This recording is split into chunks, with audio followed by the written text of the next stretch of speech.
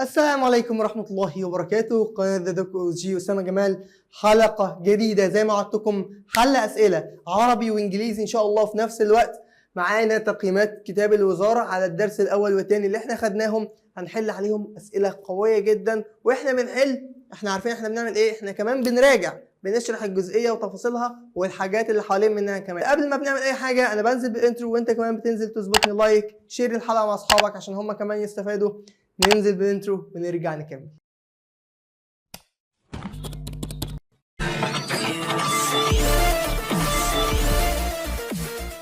طيب يا شباب، نبتدي الحل بتاع كتاب الوزارة ده كده بداية بالانجليش. حلو جدا، تعالوا نخش على اول حاجة عندنا. بسم الله الرحمن الرحيم، اللهم صل وسلم وبارك على سيدنا محمد. نبتدي كده مع بعض. اول حاجة imagine a world without water. اهبد لك اي كلمتين هيطلعوا صح. يا نهار ابيض، water world without water يعني مش هنعرف نشرب. There is no drinking and agriculture industry أو agriculture fields will be affected and damaged. في كلمتين هيطلع صح. طيب what challenges would living being face in such a world؟ ياه، نفس الكلمتين اللي انت هبتهم فوق اهبدهم تحت. حلو جدا. Which of the following properties of water makes it essential for life؟ احنا كنا خدنا ان الووتر بولر، وعشان كده ان هي بقت تعمل ايه؟ can dissolve many of chemicals. زي ايه؟ الله الله الله، can dissolve many of chemicals. طيب increase density لا ملهاش دعوه بالبولاريتي. decrease density ملهاش دعوه بالبولاريتي. low boiling point هي في الحقيقه هي high، فهي اصلا الاجابه مكتوبه غلط. اوكي طيب. Which of the following states cannot exist for water on the surface of the earth؟ احنا عارفين ايه هو السوليد ستيت اللي هو الايس، ايه هو الليكويد ستيت الووتر. طب ايه هي الجازيوس ستيت؟ الووتر فيبور. ايه البلازما ستيت ديت؟ مش عارفينها، يبقى هي دي الاجابه. اوكي انا هعلمك كمان ازاي نحل. Why is water considered as polar؟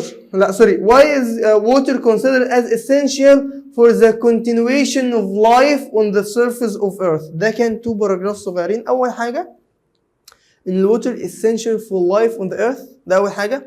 الووتر helps in passage and movements of nutrients from outside environment into the cell through its membrane and the wastes from the cell into outside through the membrane. ده الووتر. ايه ده الووتر بيعمل كده؟ قلت لك احنا كنا واخدينها في السيشن الاولانيه خالص ان البلاد mainly composition او mainly composed of water. اوكي، والووتر بتعمل ايه؟ او البلاد بقى بيعمل ايه؟ هو البلاد از كارير، بياخد النيوترينز يدخلها للخليه، بياخد الويست بيدخلها بره الخليه. واعد لك الحته ديت هنزلها لك دلوقتي تتفرج عليها من الفيديو القديم. لو انت بقى ما شفتوش ارجع شوفه كامل. حلو جدا. طيب water plays important role during passage from the environment to the cell and vice versa. يا نهار ابيض، نفس الكلمتين اللي هنا اللي احنا لسه هنشرحهم دلوقتي حالا مع الفيديو اللي احنا هننزله لك دلوقتي. الجزئيه ديت هي رخمه شويه لان هي بس از باراجراف كده سوليد. عايزين نفهم الباراجراف ده بيقول ايه. بيقول حاجه بسيطه جدا، ان الووتر بتساهم في ان انا اوصل النيوترينز واخد الويست. ازاي؟ لان هي كومبوزد، يعني mainly composition of blood is water. طيب والووتر او البلاد بياخد النيوترينز يوديها على السيل through the cellular membrane، وبياخد الويست اللي هتطلع من السيل through the cellular membrane وتمشي بيها اوتسايد. تعالى كده بص عليا. الفريش ووتر ده يعتبر ايه او بيساهم في ايه؟ الفريش ووتر ممكن الدرينكينج agriculture and industry. حلوه جدا. الاوشنز بيستخدموها او بتظبط الكلايمت اللي هو ايه يا شباب؟ اللي هو المناخ. climate regulation transport and trade. انت مش بتلاقي سفن ماشيه في البحر، السفن دي محمله بضايع بملايين، يبقى دي transport and trade. طيب الايس كفر effect on sea level. ليه؟ ما هو الايس بيبقى على الوش من بره. الايس ده لو ساح السي ليفل هيزيد، لو مسحش هيفضل موجود. طيب الووتر فيبور فورميشن اوف كلاودز. يا سلام، ايه السهوله دي؟ لا انتم مدلعين الناس، مدلعينهم. طب تعالى كده نخش على اللي بعده. النايل ريفر بيعمل ايه؟ agriculture civilization and drinking، بشرب منه، مهم جدا في الحضاره البشريه بقى على مر مئات السنين. والاجريكلتشر اللي هي الزراعه. طيب الريد سي ماله؟ tourism and الكلمة دي يا شباب maritime ديت اللي هي ايه؟ النقل البحري. طيب يبقى 2 سي. حلو جدا. السولت ليكس industrial use يعني بنعمل ايه؟ بنطلع منها السولتس اللي هو صوديوم كلورايد. وفاينلي الجراوند ووتر فور agriculture الزراعه in arid regions يعني ايه؟ الزراعه في المناطق الصحراويه النائيه. حلو جدا. نخش على الاسئله الثانيه. What are the 3 states of matter in which water exists؟ solid liquid gas. لا مش مصدق لا. طيب number 2 what is the system that describes the continuous movement of water؟ اللي هو ايه؟ اهو الهيدرولوجيكال سايكل او الووتر سايكل اللي هو كل الستبس بتاعتهم evaporation condensation ايه تاني precipitation run off يعني run off اللي هو ده اللي بيعمل ريفر. اوكي حلو جدا. واللي كانت بتخش في الميه الجوفيه الووتر ليكج into the ground state كان اسمها ايه؟ infiltration او percolation. الله ينور عليك. بحبك وانت مراجع والله. طيب يلا بينا. What is the main process responsible for the transformation from water liquid into gas؟ ممكن تكون الايفابوريشن. سبحان الله. لا الامتحان بسيط خالص. ما كنتش متوقع كده. البيولوجيكال بروسيس. اوبا ايه بقى الوحيده البيولوجيكال بروسيس that contribute the water cycle؟ ايه هي البيولوجيكال بروسيس الوحيده اللي احنا خدناها؟ transpiration. اسمها ايه؟ transpiration. ده ايه transpiration ده؟ عملية النتح. water loss from the plant.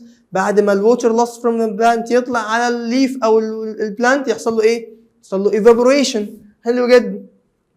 What is the final result of the reaction of water vapor with compounds present in the air؟ اللي هو قصده مين على الكومباوندز ده اصلا؟ اللي هو كربون دايوكسيد. خدناها السيشن اللي فاتت دي على طول، ارجع راجعها.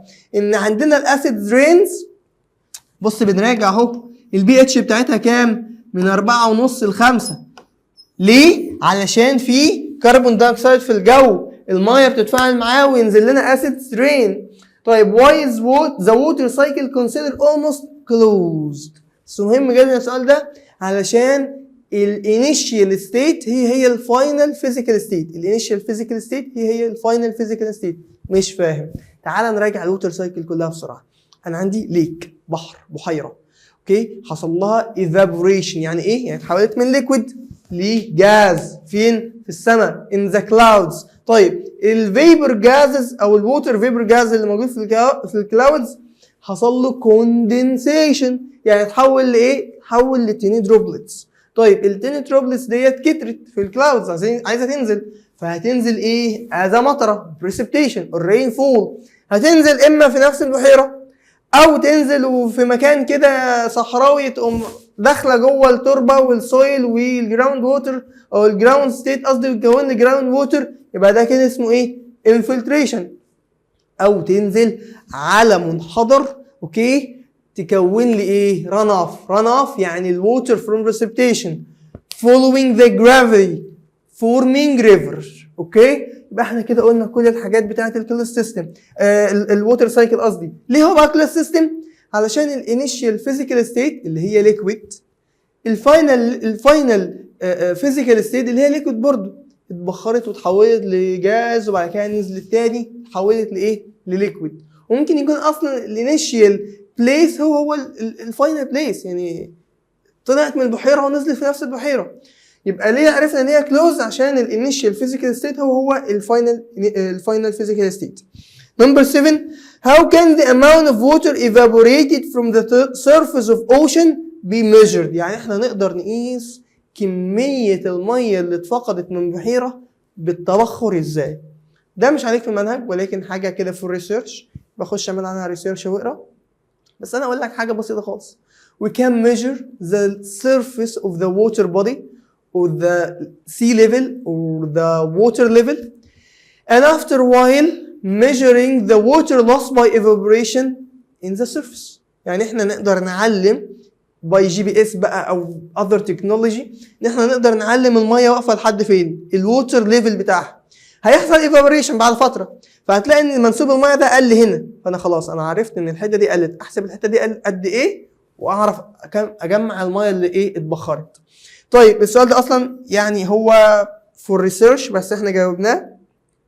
How can the effects of acid rain on the environment be mitigated؟ يعني ايه؟ يعني يتقلل ان احنا نقلل الهيومن activities والاندستريال activities او نقلل البوليوشن at all. طيب نخش على اللي بعده. What are the two essential elements that make up water؟ يا تخيل سبحان الله ممكن يكون الهيدروجين والاكسجين ويدولنا H2O؟ لا مش مصدق. طيب which element represents the large volumetric ratio؟ مين الحجم الأكبر؟ for sure الهيدروجين. أنا عندي 2:1، 2 هيدروجين وواحد إيه؟ واحد أكسجين. اللي بعده which element represents the largest proportion of the mass؟ احنا قلنا ان الاكسجين كان 3/8 من المحاضرة اللي فاتت 88.8 والهيدروجين 3 وحيد 11.1 11.1. مين بقى الاكتر في الماس؟ for sure الاكسجين. what type of chemical bonds connect the hydrogen and oxygen atom؟ الكوفالنت التساهمية. طيب what is the approximate value and angle between الووتر molecule اللي هو الاكسجين والهيدروجين؟ 104.5. البولاريتي تعالى بسرعة في دقيقة. البولاريتي O اكسجين عندها ايه؟ عندها هاي الكترونيجاتيفيتي. يعني ايه؟ يعني تقدر تشد الالكترونز حوالين منها. طب ولما هتشد الالكترونز يبقى حوالين منها ايه؟ بارشال نيجاتيف وهنا بارشال بوزيتيف وهنا بارشال بوزيتيف. طب تخيل كده لو انا عندي ووتر موليكيول تاني ونفس الكلام الكترونيجاتيفيتي هاي ديفرنس اوف الكترونيجاتيفيتي، واحد قوي وواحد ضعيف وهنا بارشال نيجاتيف وهنا بارشال بوزيتيف، ممكن يحصل ايه؟ ممكن يحصل هيدروجين بوند. انا رجعت لك على 4 اسئله دلوقتي خلي بالك. هيدروجين بوند امال دي اسمها ايه؟ كوفالنت بوند. طيب ايه بقى اللي حصل؟ ان يعني ايه السبب بتاعت البولاريتي؟ ان هاي ديفرنس اوف الكترونيجاتيفيتي موجوده في الموليكيول بتاعنا، واحد قوي وواحد ضعيف. طب سبب لنا ايه؟ سبب لنا ان بقى عندنا هيدروجين بوند، سبب لنا ان احنا بقى عندنا هاي بويلينج بوينت اللي هو كام؟ 100 سيليزيوس. طب هو كده هاي؟ ايوه يا بيه، انت مش فاكر من السيشن اللي فاتت خدنا الهيدروجين سلفايد كان البويلينج بتاعته بكام؟ نيجاتيف 61. يا نهار ابيض، باي ماينس 61 ده الهيدروجين سلفايد. طب حلو جدا. ايه تاني ان احنا بنعرف نكون ايس بالايه؟ بالهيدروجين بوند ديت. طيب خش على اللي بعده. What is the importance of polarity؟ can dissolve many of chemicals. How does وبرضه increasing the boiling point. How does adding salts to water affect boiling point؟ البويلينج بوينت بتاعت الميه 100 سيليزيوس. تخيل لما نحط عليها حاجه كمان NaCl يبقى اكيد الايه؟ اكيد البويلينج بوينت ديت هتزيد. تمام. What is the relationship between the polarity and ice formation؟ احنا الكلام ده هناخده السيشن الجاي بس هقوله لك سريع. انا عندي دلوقتي due to the hydrogen bonds اوكي، لما بيجي يحصل فريزنج الهيدروجين بونز ديت بيحصل لها ارينجمنت يعني بتتركب، والووتر موليكيولز بيحصل لها ايه؟ شيبنج. يعني ايه شيبنج؟ بتتشكل از هيكسوجونال ان شيبز يعني اشكال سداسيه، فالفوليوم يزيد فالدنسيتي تقل فالايس يترفع فوق على السطح. طيب نخش على جزء كمان هو اسمه الهيدروليسيس او هيدريشن. Which of the following correctly describe the hydrogen and hydrogen ions in pure water؟ الاتنين قد بعض. pure water لما بنيجي نفككها H2O هنفككها هنلاقيهم ايه؟ الكلام ده من السيشن اللي فاتت راجعها، هنلاقيها هيدروجين ايونز قد مين؟ قد الهيدروكسيد ايونز، يبقى الاتنين equal amount. طيب what happens when salt dissolves in water؟ ممكن يبقى السولز ده فيه جزء منه قوي يبقى هيدينا قوي اسيدك قوي، او بيس قويه فهيدينا بيس. فده يعني ايه؟ معتمد على التايب اوف السولز. The concentration of either hydrogen or hydroxide ions may increase depending on the type of salts. طيب لو انا عندي NaCl يبقى الاثنين قد بعض، الاثنين اقوياء. فاكرين المره اللي فاتت NH4Cl NH4 وCl. طيب مين القوي هنا؟ القوي ال HCl هيدينا ايه؟ HCl. يبقى انا كده فين؟ في BH اسيدك. طب لو عندي Na مثلا هقول لك دلوقتي. لو انا عندي ال ان ايه هي اللي موجوده، يبقى انا عندي ان اي او اتش، يبقى انا كده فين؟ في بي اتش بيسك ناحيه ال 14. There is no change in the concentration of ده اختيارات سوري. What determines the acidity or alkalinity of water؟ ال concentrations of hydrogen ions او ال concentration بتاعت الهيدروكسيد ions. طيب شوف اللي بعده. قربنا نخلص خلاص. البيور ووتر هتكون ايه؟ طب تعالوا نقولهم بالارقام كمان. ايه ده؟ في ارقام هنا اصلا. طيب البيور ووتر كانت 7 نيوترال. طيب نغير. البريكنج صودا هي الكلاين يعني 9. طيب الليمون جوس، وفاكرين المره اللي فاتت لما قلنا بتقشعر كده لما تشوفوا الليمون جوس 3، فهو يعتبر اسيد قوي. طب والاسيد رين، الاسيد رين ديت اللي كانت بتيجي من الكربون دايوكسيد اللي موجود في الجو، فهينزل هيأثر على السويل علشان هو ايه؟ اسيدك. احنا كده حلينا الجزء بتاع الانجليش، التقييمات الموجوده بالانتجريتد ساينس للغات. هنحل السيشن الجاي ان شاء الله يا شباب علوم متكامله بالعربي، علشان برضو احنا محتاجين نشوفها للناس بتوع اللغات، محتاجين نشوفها علشان مفيش اسئله كتيره جدا بالانجليش.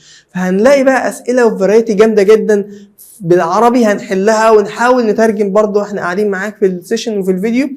القاكم في المحاضرات القادمه ان شاء الله. زي ما قلت لك احنا هنكون اكتف جدا معاك الفتره الجايه، منتظر دعمك اللي هو ايه؟ اللي هو لايك، سبسكرايب للشانل، وكمان تشارك الحلقه مع اصحابك عشان هم كمان يستفادوا. استودعكم الله، والسلام عليكم ورحمه الله وبركاته.